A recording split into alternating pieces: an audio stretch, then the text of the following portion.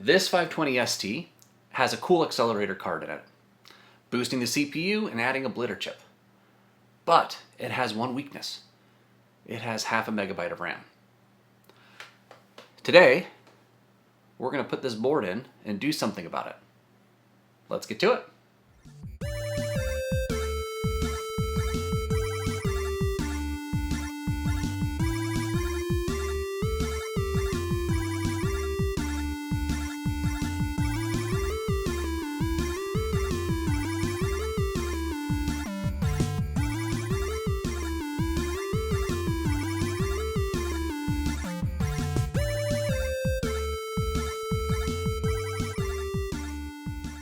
Greetings and welcome to the Power Vintage.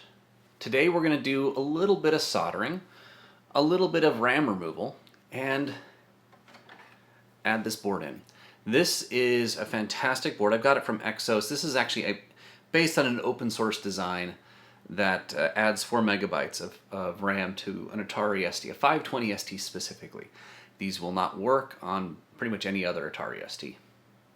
And there might be some ways to adapt it, honestly, if you really wanted to, but it would require a lot of bodging and playing around with it. This is specifically designed for 520 STs, the non-floppy drive ones without a floppy drive and without an internal power supply. This computer here specifically, like I said in the intro, is hobbled a bit by the half megabyte of RAM. I love that accelerator card. It's actually really, really cool and has some really interesting features, especially with it adding a Blitter chip to it as well. But some of the software that would benefit the most from the acceleration, as well as the Blitter chip, require more RAM. Also, I like to use my hard drives in order to transfer files back and forth to these computers, and half a megabyte really won't cut it for running anything from a hard drive. You really need at least 1 megabyte of RAM, and preferably a little more than 1 megabyte. I'm just going to go all the way to 4 megabytes because, well, pretty much they all go to that level nowadays with the Atari ST to max out the RAM in this guy. So what we're going to do, we're going to disassemble this guy, get it opened up, and then start working. Okay, first thing we're going to do is open this guy up and pull the motherboard out. Now, on the 520 ST, you don't have screws attaching anything in but the actual case itself, right? On 1040 STs or 520 STFMs or STFs, you actually have different types of screws attaching in different parts, a disk drive versus the case itself. One of the things you'll notice is that these are rectangles. On the bottom of the STFs, those that open up the case, the screws are surrounded by a rectangular shape. Those that are the floppy disk drive are not. Just a little thing to note. And if you're saying, hey, you missed a screw, yes, I did, but that's because the post inside was removed in order to make room for the accelerator card. On the back, we got the nice little toggle switch. Up is 16 megahertz, down is 8 megahertz with a nice little scratched on and off. If you watched my previous video, you might have noticed that during the testing of it, the Blitter chip is always active. There's also an FPU on here. I still haven't figured out how to get that activated. I'm sure there's some way to do it, but I haven't figured it out as of yet. It's probably a software activation based on some of the comments that I saw. There's not a lot of software that actually uses it, so I'm not that concerned by it. So what we're going to do here is I am going to remove the accelerator card because it's a little bit in the way here, and this will make it a lot easier to remove these RAM chips. Because what I'm going to need to do is remove these RAM chips as well as these decoupling capacitors in between. I just used my camera here to take a photo of this. I like to take a photo of the wire orientations and whatnot just to make sure that I don't miss anything. All right, so when I put it back together, it goes back together as I want it to.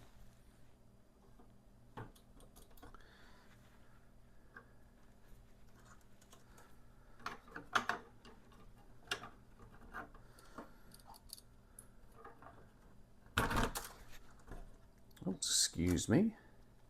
Here we go. Accelerator card removed. Set it off to the side. Next thing, let's look. I only have one screw here at keeping the board in place. So I'll remove this guy next. We'll pop the board out.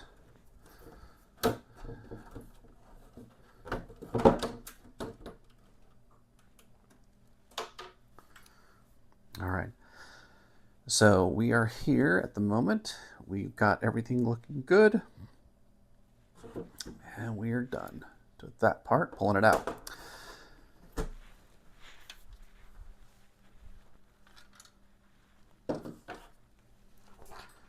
All right, the next step of what I need to do is I'm going to be removing these RAM chips, because what we're going to need to do is, as you can see here with this will overlay. Actually, let's turn this light off. It will make this come out a little better. And this is going to fit in, as you can see, the top 2 points, these top 2 points on every RAM socket, and then all the points on this socket here, right? What I need to do, like I said, is remove those RAM chips first. I am not going to desolder them.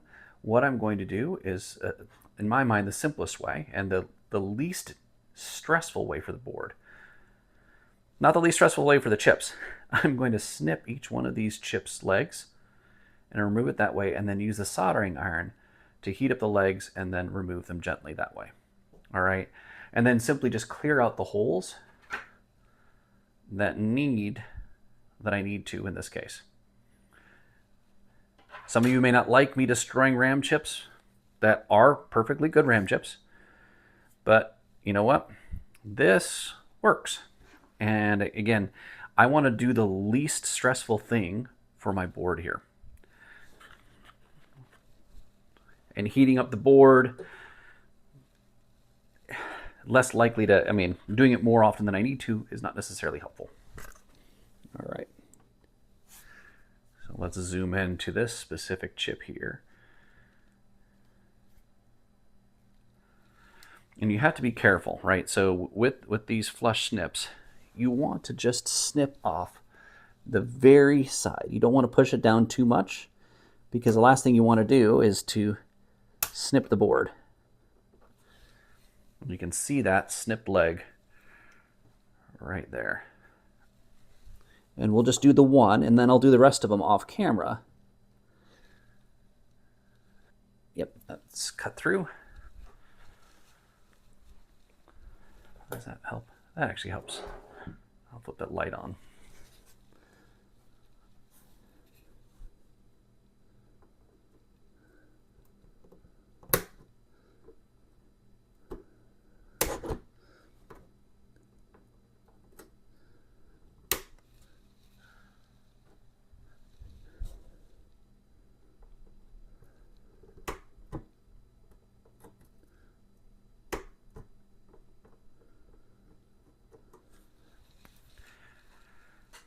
All right. Doing this on camera is not the easiest thing. Let's just move this over a little bit. This gives me a little more room. What I'm going to do is I'm going to remove these resistors with my soldering iron.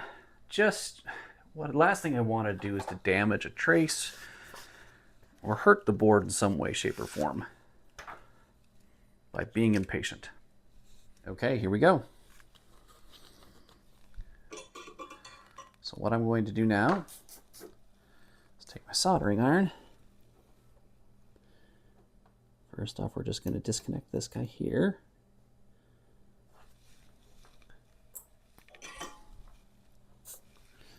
We have this nice blob of solder right here. I'm just going to remove that.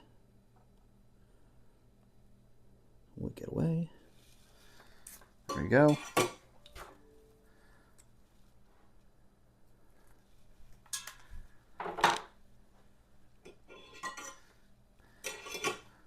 we go.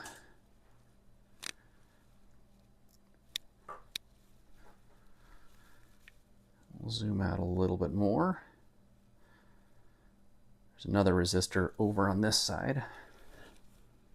Right here.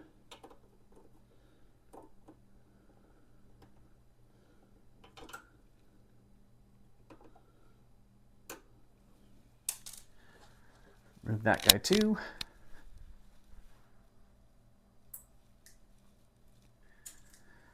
And while we're at it, get rid of that solder.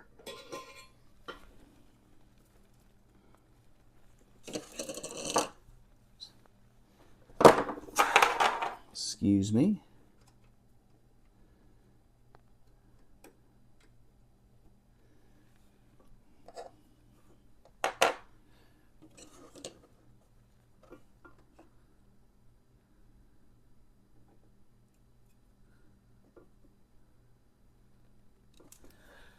Well, we got the other leg off.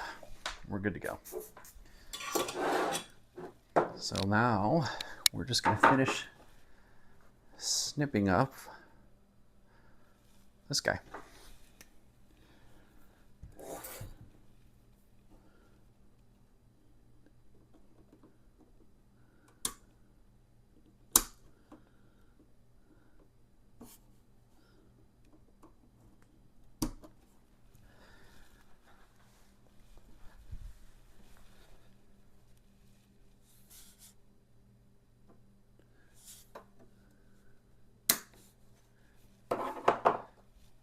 Just gonna get this guy up. There we go. What you see left are the legs here. So what I will do now is remove each of the legs one by one by heating them with the soldering iron and pulling them out little by little.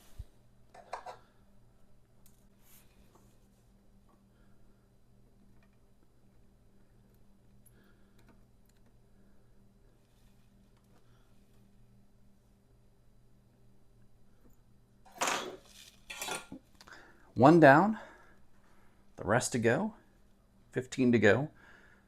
We'll do each of the ones. I'll finish up the last one on camera, or at least the last little bits, and then we'll start clearing the right holes. All right, so now we have removed all of the legs of those chips. You can look over here, you can see all the legs. 16 chips by 16 legs per chip. That's a lot of legs, but they pull out, as you saw earlier, very, very easily with just a little bit of heat, with the exception of the ground pins. The upper, or this pin, the upper right pin, pin 16, excuse me, across the board, and just adding a little bit of solder and letting the heat sit for just a second longer, freeze them up, and they can come out easily. Now, the one thing to be aware of is in some instances, some of those chip legs, let me just pull one up here, you'll be able to see some of them are curled in and some are straight. Hopefully you'll be able to see that with these here. Let's pull this out and zoom in on them. The one here, this one's a relatively straight one, this one's a little curved. So as you're pulling them out, you simply have to make certain that you feel gently, and if it's sticking, don't force it, turn it, twist it a little bit, and it just pops out. Again, there's no force. Force is bad. You want these boards to be safe. These are old boards, and we want to treat them with the love that they need. All right, so the next thing I'm going to do, as you can see here, there are a series of holes, and you can align that with the ram holes and desolder. Use that as a pattern to desolder to determine which ones we desolder, right? I don't plan on desoldering all of them. I plan on focusing on only the ones that need it. Unfortunately, across the board, they all need the ground pin unsoldered, and that's going to be the biggest, most difficult one to do, but that'll be fine. Once I finish desoldering them, opening up those holes, what I'll then do is I'll take the various different pins, plug them through, and I not solder them, but plug them through and fit them in, and then solder them on the top here, and then flip the board over and solder on the bottom. All right, I'm going to do the desoldering of the holes, opening of the holes off camera, just because, you know what? It's a heck of a lot easier than doing on camera. Okay, so I've cleared out all the necessary holes. They all go through completely. I just need to clean them up with a little isopropyl alcohol. And we'll do a quick little scrub down with this on camera because this is easy. I'll tell you what though, these ground holes, they were a bear to get opened up. As you can see, there's a lot of stuff there, especially, again, near those ground holes. Was very careful, though, and was able to get it all sorted. No damage to my knowledge. It doesn't look like anything on top or underneath. Excuse my hand being in the way.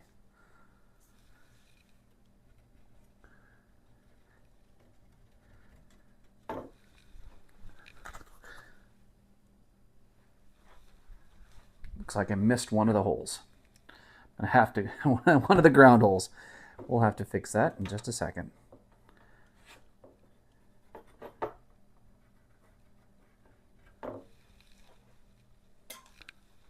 So in addition to connecting this RAM board up to the motherboard, or in the RAM socket slots with the various different headers we've already soldered in, or we haven't soldered in yet, but have put in place, we need to make some connections. And there's 4 wires that have been provided. And what I'm going to do is I'm going to solder them up from the bottom here, because what I don't want to have any potential interference with the keyboard on the top side of this. So what we're going to do is we're just going to go up from the bottom and solder these in place. Is that too big? Yeah, maybe too, may not be able to do that. But if I bent them, could I do that? Yes, I can do that. So what we'll do is I will get these in place, bend them, tape them down, and what I'm going to do is I'm going to have the purples far away from each other on the opposite ends.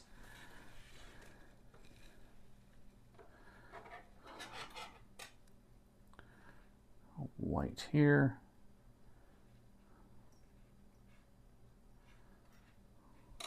Like so. Orange will be next to the white.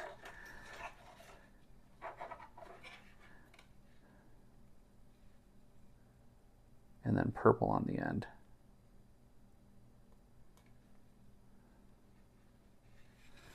So we keep the purples as far away from each other as possible to keep from confusing ourselves, because it doesn't take much to confuse me.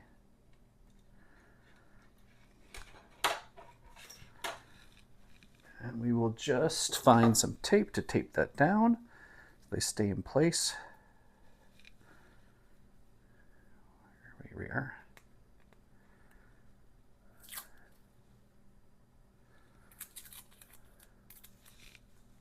While we solder them in place.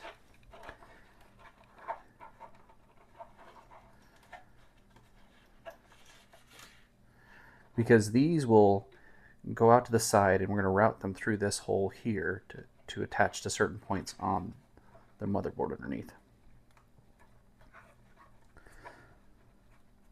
There we go.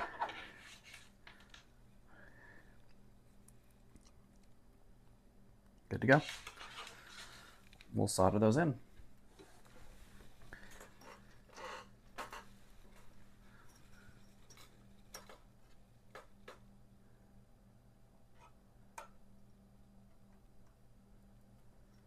There we go.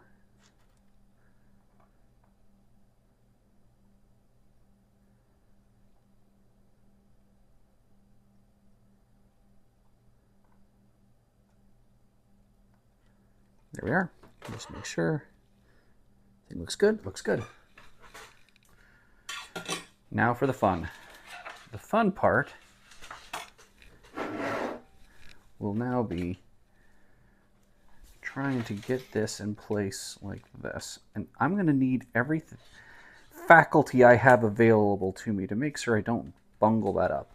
So again going to do it off camera, but the intent is just to wiggle this in place until I get all of the pins through.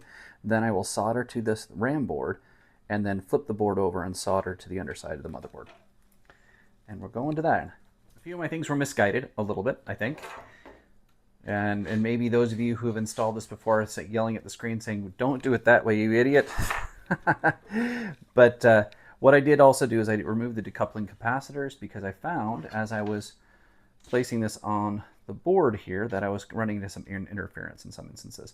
So what I'm going to do is I'm going to start with these little, whatever you want to call it, headers. Get these in place because they're the most constraining. And then what I'll do is I'll move outward each direction a little by little and getting the next two in at a time, ending up with these at the far ends. I think because these are the most flexible and the furthest out the ends, it should be the easiest that way. So we'll see how it turns out. I'll be back in a minute. Okay, I left my lav mic off, so you'll deal with the sound as it is. But as you can see, I just pinned down these 4 points on these 2 rows, just in case I needed to desolder them at some point in time. I've got these 2 on, these 2 on, these 2 on. I really am liking just the walking outwards because it seems to be working really well and way better than the last time I did this. Last time I did this, I tried to do them all at once. That was a bad idea, and it took forever. I got it done. It works great, but it took a lot longer than I would have liked to have. So I'm going to continue walking outwards, but it's not the easiest thing, and so again, doing it off camera. All right. So we soldered this in place. It's all in place on both sides. Each of these wires, this is the MMU 64 pin, the MMU 22 pin, 21 pin, and 18 pin. You thread them through this post hole down here and then connect them to the various different spots. There's a great instruction manual, for lack of a better term, on Exos's website. As you can also see, there's been a fair amount of work on the bottom of the board based upon what was needed to be done for this guy over here. Now, ran into a bit of an issue, and that issue was that these pull-up resistors are required for the RAM to work properly. I had this, I tested it out briefly, had no luck, added these pull-up resistors back on, and it works perfectly now. I am assuming that it has to do with this accelerator board because none of the Atari STs I've ever worked on before needed pull-up resistors for the RAM, but hey, it's working good and looking good. All right, so like I said, I've tested it out, but let's put it all together. Oh, excuse my tripod. Connect it up and take a look at it booting up. Power, video. Now, obviously, there's no disk drive connected, no keyboard connected either, so it's going to do the nice little pinging sound for the monitor is what will happen, hopefully. Hopefully I didn't damage anything in the process of moving stuff around a little bit again. But here we go.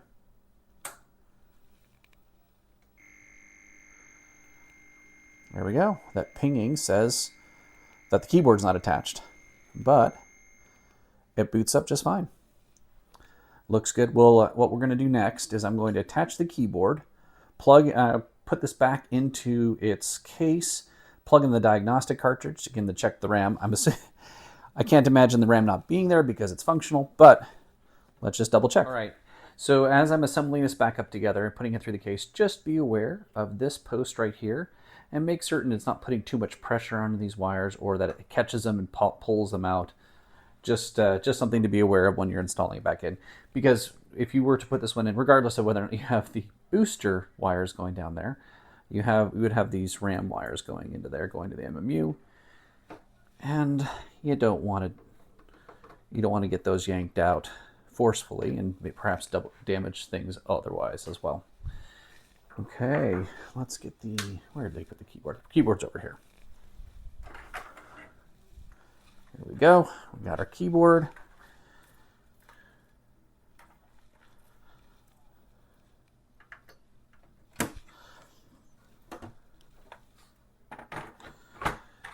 All right, we are back in the case. Let's plug this in. I'm also going to plug in the diagnostic cartridge. This guy right here.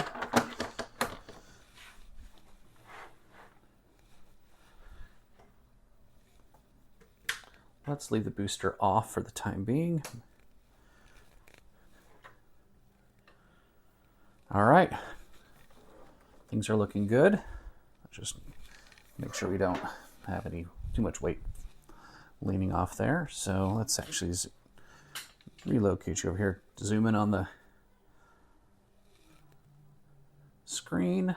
Let's take a look at the RAM.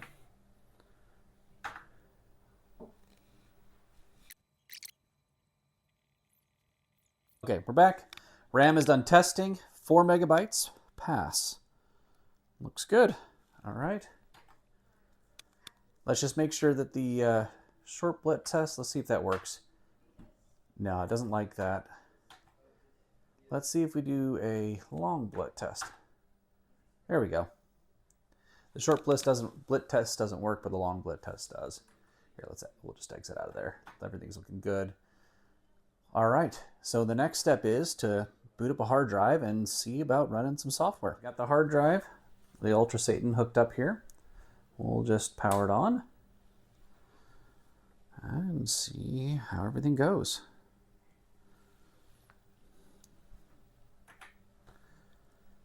All right, looks good. Let's see here. Let's see, we got Nano Cave. Let's go Nano Cave. So one of the things with Nano Cave is an interesting game. It's a recent indie game, whatever you want to call it, homebrew for the Atari ST. It's a version of Rogue.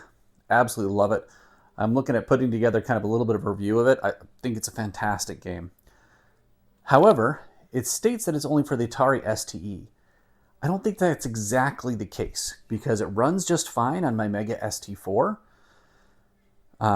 with a blitter. It runs on my Phoenix H5 board that has a blitter. This one has a blitter as well. All right, so what I'm trying to do is I want to test it out to see if it'll run here. It wouldn't run before, largely because I believe it only had half a megabyte of RAM. Well, now that we have 4 megabytes, I'm hoping that it'll work now. So let's go.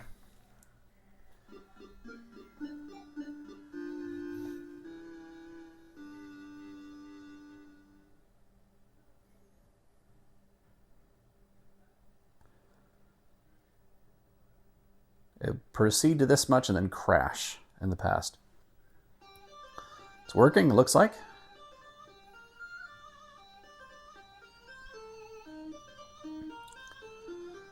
Such a fun game, and I love the music for this. I think it's absolutely awesome. It provides a really fun kind of atmosphere.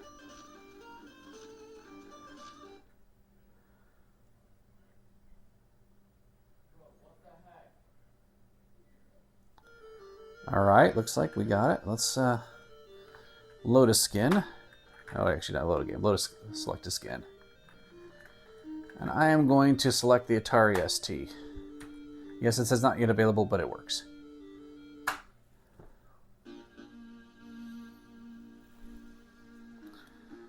It's a rogue-like game. And you can, obviously, since the screen is black, you can see my desktop computer in the background.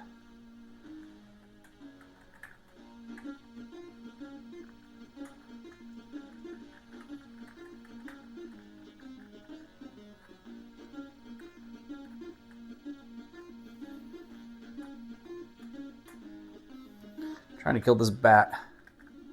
There we go. It seems to be working. Real excited. I'll do a little more testing as well. But so far, so good. But what we're going to do now is we are going to take a look at not Gebench, but Frontier Bench. This would not run before, just because it didn't have enough RAM.